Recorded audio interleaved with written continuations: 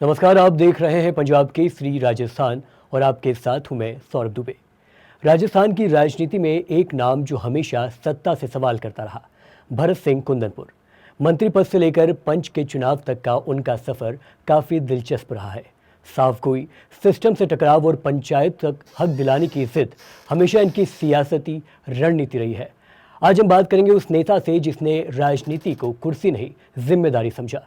पंचायती राज, सत्ता की सच्चाई और व्यक्तिगत संघर्षों तक हर पहलू पर खुलकर बातचीत करने के लिए हमारे साथ मौजूद है बेबाक और बेखौफ नेता भरत सिंह कुंदनपुर। भरत जी, सबसे पहले पंजाब केसरी राजस्थान में आपका बहुत बहुत स्वागत है। भरत जी, पहला मेरा सवाल आपसे रहेगा कि पंचायती राज के सबसे बड़े पैरोकार में भरत सिंह कुंदनपुर का नाम अव्वल श्रेणी में आता है। लेकिन चाहे कांग्रेस हो या बीजेपी, हर राज्य में नौकरशाही पंचायती राज पर हावी रही है। आपको क्या लगता है, ये सिस्टम आखिर कैसे ठीक होगा और क्या पंचायती राज व्यवस्था में सारे अधिकार पूरी तरह से हस्तांतरित हो पाएंगे? प्रश्न पैदा नहीं हो सकता। जिन लोगों की जिम्मेदारी है पंचायत को मजबूत करने, उन्होंने ही इस व्यवस्था को कमजोर कर दिया। जब राजीव गांधी देश के प्रधानमंत्री थे तो उन्होंने एक महत्वपूर्ण कदम उठाया और अमेंडमेंट लाके पार्लियामेंट में पंचायत का चुनाव हर 5 साल में अनिवार्य कराया। अभी 5 साल पूरे हुए, सरपंचों का कार्यकाल पूरा हुआ। ये सरकार, वर्तमान सरकार, इन्होंने सबसे बड़ा आघात पंचायत राज पे करा और सरपंचों के चुनाव नहीं कराए। कॉन्स्टिट्यूशन के तहत वो बाध्य थे, उसका भी अपमान किया। तो यूं कह सकते हैं कि पंचायत को मजबूत करने के बजाय खेत को खेत की बाढ़ खा रही है और पंचायत के नाम पर, परिसीमन के नाम पर राजनीतिकरण हो गया है। और जितना राजनीतिकरण पंचायत राज का होएगा उतना ही पंचायत राज कमजोर होगा। जी, भरत जी, मेरा दूसरा जो सवाल है वो ये है कि आपने इतनी सरकारें देख ली है। आपकी नज़र में राजस्थान में अब तक की सर्वश्रेष्ठ सरकार कौन सी रही और सर्वश्रेष्ठ मुख्यमंत्री अब तक के कार्यकाल में कौन रहा जिन्होंने आपकी मंशा, आपकी भावना के मुताबिक काम करने की कोशिश की है? प्रश्न मेरी भावना के हिसाब से काम करने का नहीं है। प्रश्न यह है कि प्रदेश का इंटरेस्ट ध्यान के रखकर जो मुख्यमंत्री काम करता है वही सर्वश्रेष्ठ है। और मेरी निगाह में, मैं बिना हिचकिचाहट के कहूंगा कि भैरव सिंह जी शेखावत एक इस प्रकार के नेता थे जो जमीन से निकले थे और उनको पूरे राजस्थान में किसमें योग्यता है, किसमें योग्यता नहीं है, किसको प्रोत्साहन देना है, तो वो मैं समझता हूँ। और न उन पर कोई भ्रष्टाचार का दाग है। इसलिए सबसे श्रेष्ठ बिना हिचकिचाहट के मैं कहूँगा भैरव सिंह जी शेखावत। जी, भरत जी, मैं आपकी व्यक्तिगत राजनीति पे थोड़ा प्रभाव डालना चाहता हूँ। क्या आपकी साफगोई का खामियाजा आपको हमेशा भुगतना पड़ा? आपके सुझावों पर अमल तो हुआ लेकिन श्रेय नहीं मिला आपको। क्या आपको ऐसा लगता है? नहीं, मुझे ऐसा नहीं लगता है।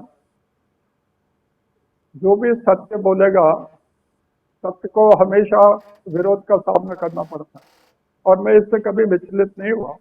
यह तो नियम है और इसीलिए लोग बाग सच्चाई बोलने से कतराते हैं। जी, आप अकेले ऐसे राजनेता रहे हैं जिन्होंने अपनी राजनीति का सफर रिवर्स गियर में भी लिया है। मंत्री होने के बाद सरपंच का चुनाव भी लड़ा है। कैसा रहा यह अनुभव?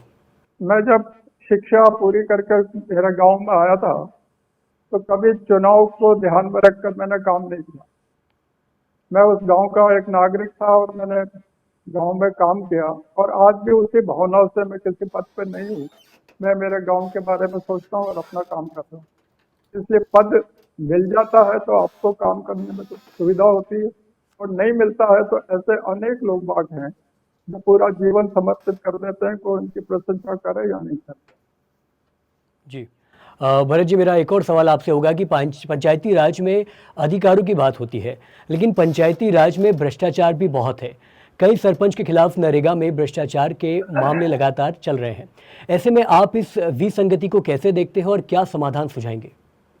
देखिए, भ्रष्टाचार की जहाँ तक बात है, यह इतना व्यापक फैला हुआ है, इसको रोकने वाले जो लोग बात करते हैं वो स्वयं भ्रष्ट हैं।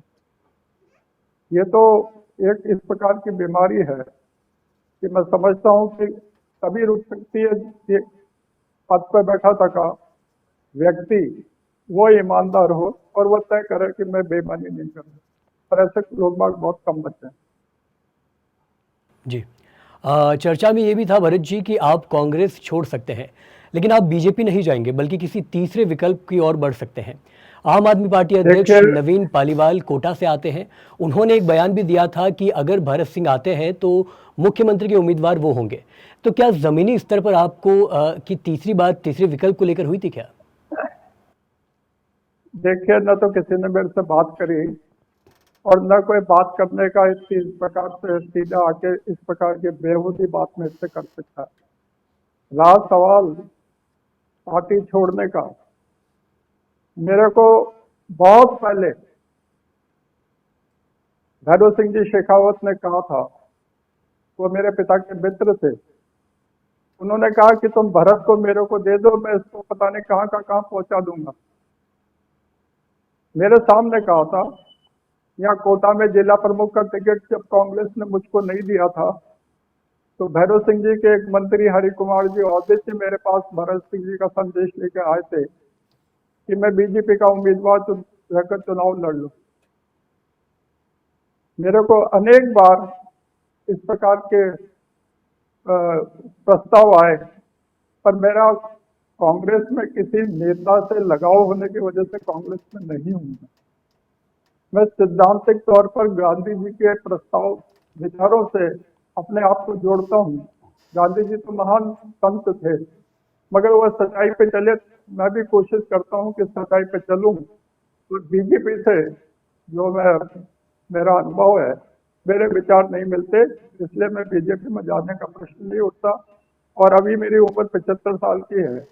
मेरे को कोई पद की वो नहीं है लालसा, और ना मेरा विचार है किसी पार्टी में। आखिरी दम तक कांग्रेस में रहूंगा। जी बिल्कुल भरत जी, और मेरा जो अगला सवाल होगा, हमारे कई दर्शकों ने ये सवाल हमसे निवेदन किया कि आपसे पूछा जाए। सवाल सिर्फ इतना है कि राजस्थान में हजारों जनप्रतिनिधि है, कौन सा नेता है जिसमें आपको अपना अक्स परछाई नजर आती है? ये कठिन होएगा कि मैं दूसरे को अपने आप से कंपेयर करूं। भगवान ने सबको अलग अलग बनाया है और मेरी निगाह में अनेक अच्छे विधायक हैं, मगर मैं किसी का नाम लेना ठीक नहीं समझता। जी, अगला सवाल है कि हाड़ौती क्षेत्र में कांग्रेस की स्थिति पर आप क्या सोचते हैं? मेहनत करनी पड़ेगी बहुत।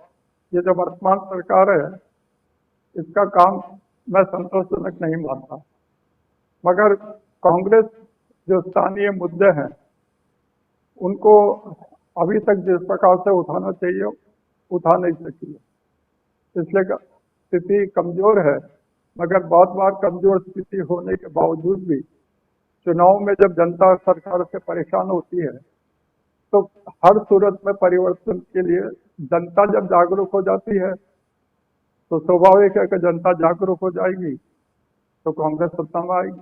मेरा एक अगला सवाल फिर आपकी व्यक्तिगत राजनीति से जुड़ा ही होगा भरत जी। शांति धारीवाल को लेकर आपने कई बार तीखे बयान दिए हैं, क्या ये निजी मतभेद है या संगठनात्मक असहमति? देखिए, शांति धारीवाल से मेरा बहुत लंबा संबंध है और मेरे पिता ने मरने के पहले मेरे को एक सलाह दी थी कि तुम और शांति जी मिलके चलो, वरना कांग्रेस बहुत कमजोर हो जाएगी।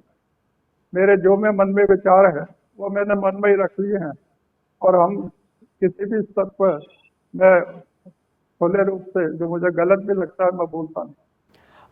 भरत जी, भगवान करे आपको ईश्वर लंबी उम्र दे, आपको दीर्घायु दे, भगवान आपको हमेशा स्वस्थ रखे। लेकिन भरत सिंह कुंदनपुर क्या चाहते हैं, उन्हें कैसे याद किया जाए? कैसे याद किया जाए? अपने बाप दादा को याद नहीं करते, भरत सिंह को क्या याद करेंगे? हमें तो हमारा काम करना है और भूल जाना गए। एक कहावत है, नेकी कर और भूल जा। तो यार यही प्रार्थना है ईश्वर से कि गलत काम नहीं करें, सही काम करें। और कैसे याद करें? भूल जाना चाहिए। याद करें गांधी जैसे आदमी को, जिन्होंने जीवन में कभी झूठ नहीं बोला, मगर उसकी इसी देश में हमारे ही लोगों ने हत्या कर दी। उनको याद नहीं करेंगे तो भरत सिंह को क्या याद करेंगे?